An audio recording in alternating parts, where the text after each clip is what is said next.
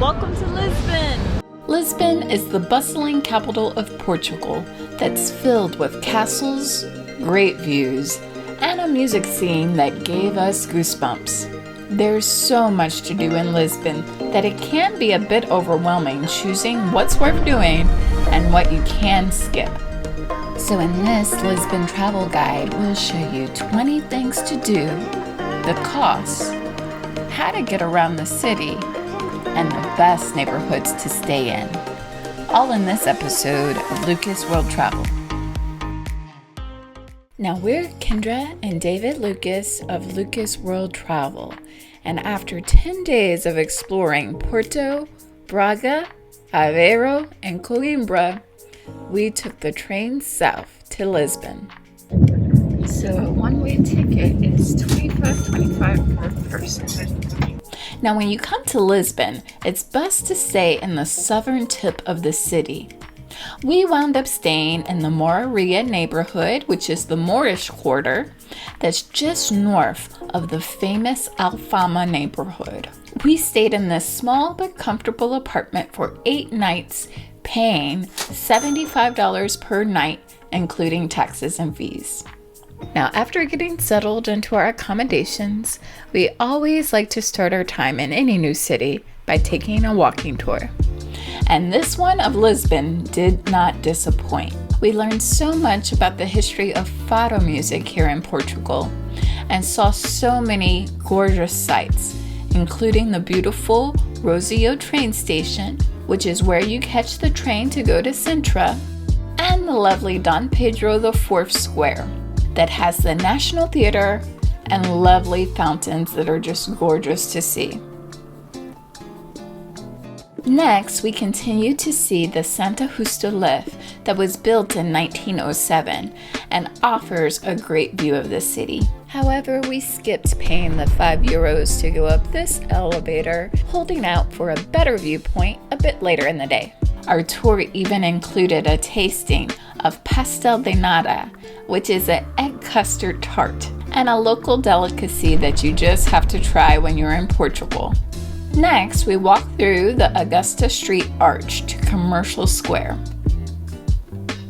So now we're in Commercial Square, one of the most beautiful squares in Lisbon. Now, there used to be a royal palace here, but in 1755 the palace was destroyed, and they redesigned the city, making this a public square. So when you come here, you want to make sure you enjoy the river views of the Tigris River, as well as the Arch of Augusta Street. I love being surrounded by these yellow buildings with all these arches. It is lovely. Our tour finished at the fantastic viewpoint of Portas de Sol. So now we're at Portas de Sol viewpoint, and the view is quite spectacular. So there's several platforms that you can check out. But as the day turned into night, we learned that the Portuguese like to start their evenings with a ginginga. This is like a sour cherry shot called ginginga. Let me sip it first. Oh, it's good. It's quite sweet actually. It's delicious. Like a typical shot, it makes you warm on the inside. It's fruity, it's syrupy. I'm actually really enjoying it. Can recommend this one. And this shot was only €1.45. Very inexpensive. Well worth it. So now we're going to check out some Fado music, which is traditional Portuguese guitar, and it has like kind of like the blues, melancholy, sad, talking about their troubles. Let's see what it's like. To get started, cheese, olives, bread, and some bacalhau were all included in our cover charge. And we also each got a whole fish to eat as well. It was all very delicious, but the best part was yet to come.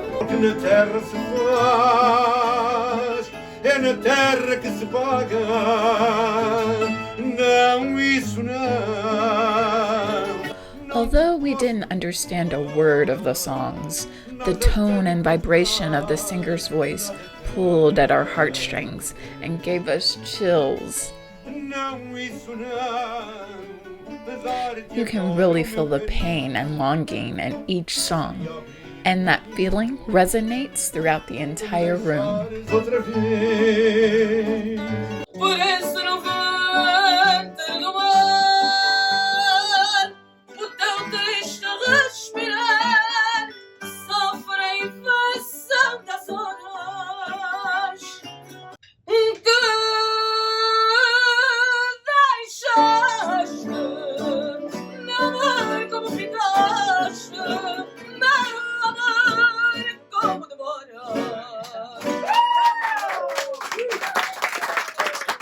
David even got serenaded by the owner of the restaurant.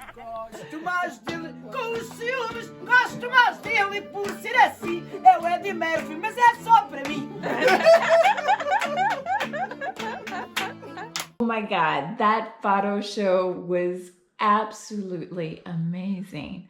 The singers were so powerful. It's like you could feel the vibration in their voice, and that vibration shook the room.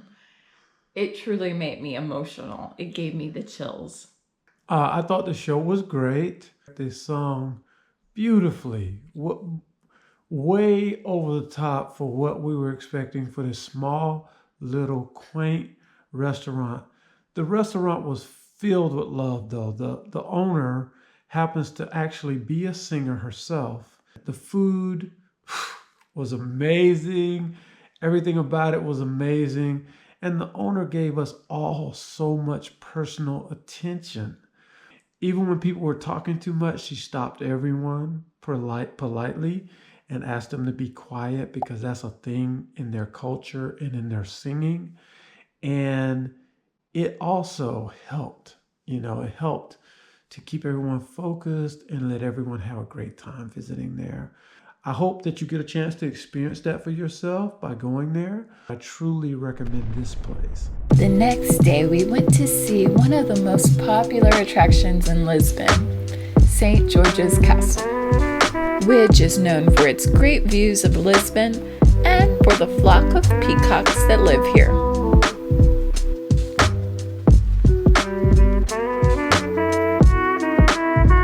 So this castle was built in the 11th century by the Moors. They do have a very small archaeological exhibit inside as well, but the real highlight is just to walk around the walls of the castle.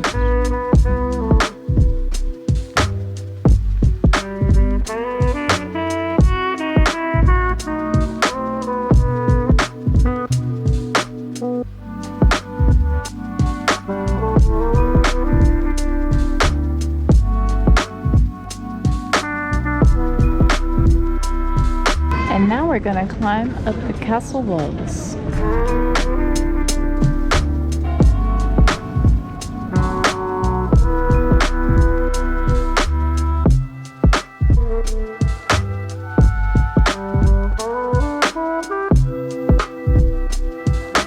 This castle really does have great views everywhere you look.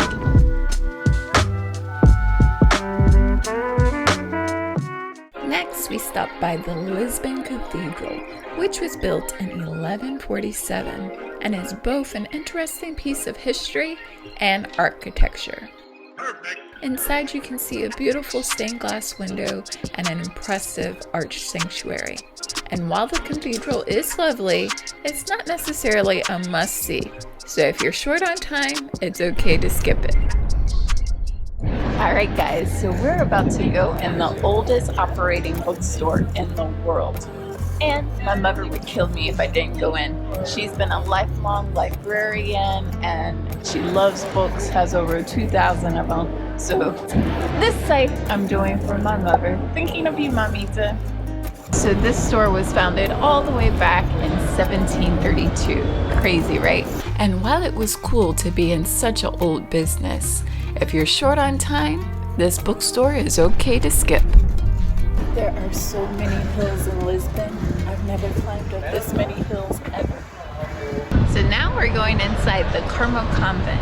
Now this place was built way back in 1389, and it was a working convent for many years until an earthquake happened in 1755, when it was basically destroyed. And instead of rebuilding it, they decided to keep it as a memento so they always remember that very devastating earthquake to the city. So as we go inside, it's not your typical convent. It's one that is still open air. So it should be an interesting experience, very unique. Now you don't normally get to see these Gothic pointed arches open air like this. So to see them placed against that blue sky is just super gorgeous.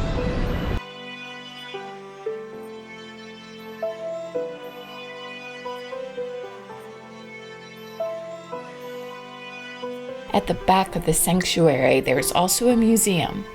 But honestly, the most impactful part of this convent is the open air arches, which makes this attraction a must. Oh, so Kendra and I are finally in line. We're not just staring at it, wondering why people are waiting so long. We're actually in line. We're going to take the famous tram line, number 28 in Lisbon, Portugal.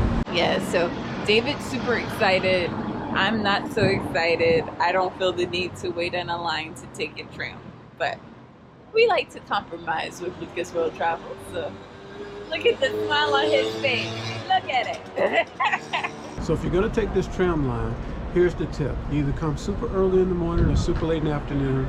It's very popular in season and out of season. This is actually an improvement on the line. We're here in the evening. This line could be twice as long. We made it on the tram. It's really cute.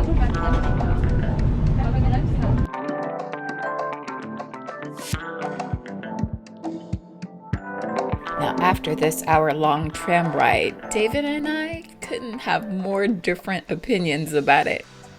Because Kendra and I have walked around, we've seen a lot of this already. But I really enjoyed riding the old tram, and yeah, I loved it. And for me, I thought it was a waste of time.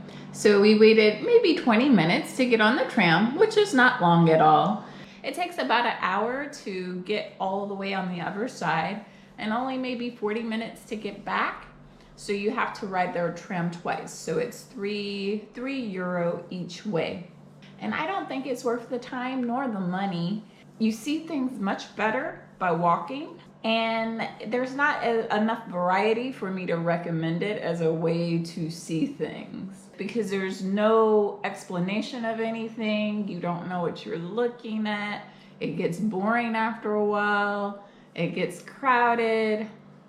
Definitely not worth it, in my opinion. So if you're like Kendra, do not ride it at all costs. And if you're like me, you like nostalgic things, you like old machines, you like to see how things were back in the day, probably before you were born, or check it out. So now we're about to take the bus to the Belem Tower, one of the most iconic sites in Lisbon. So we're about to hop on bus number 15E, and it should take us right in front of the tower.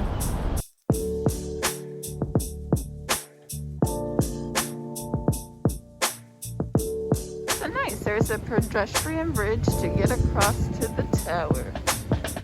So there will be a significant line to wait in.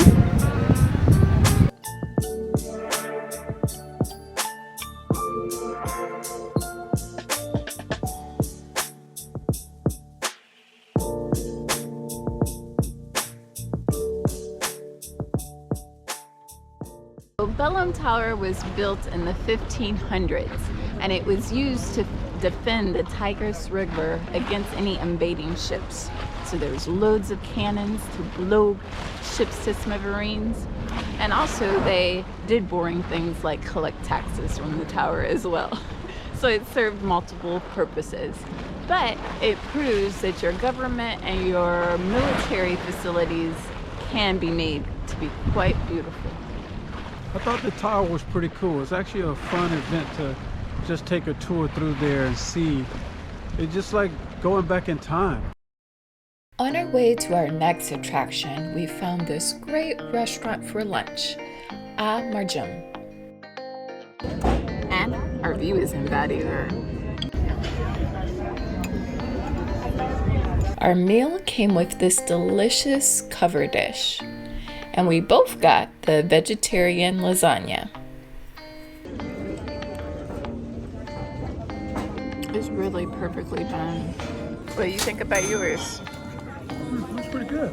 Yeah. After lunch, we continued down the river to the Monument of Discoveries.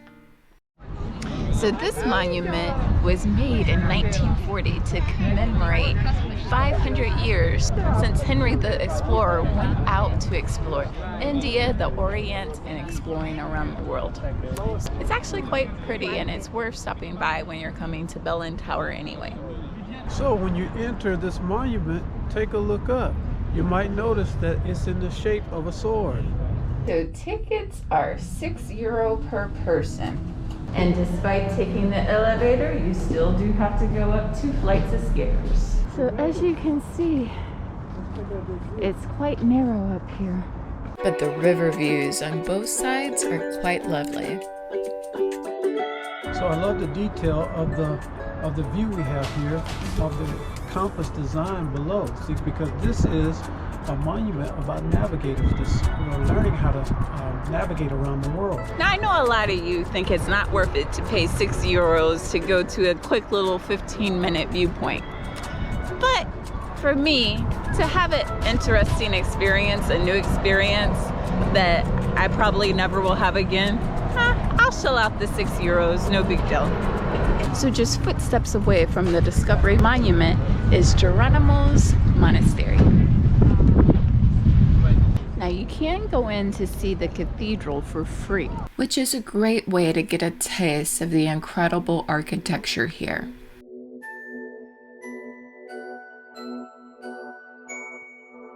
You can also pay €12 to go inside the cloisters to see the ornate archways and the king's armor. So I love a good cloister, and this one is intricately beautiful. 2 levels, fountain going, so peaceful, so lovely. Highly recommend coming in to see it.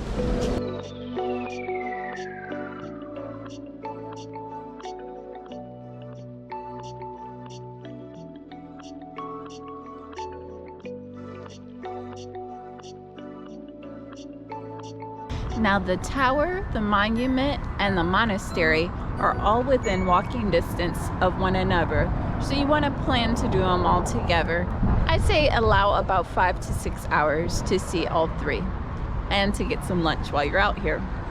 Also, if you want to take a great picture of Geronimo behind me here, take it from the tower above. That's one of the only places where you can get the full building in scope. The last thing you have to do when you come to Lisbon is to take a day trip to Sintra.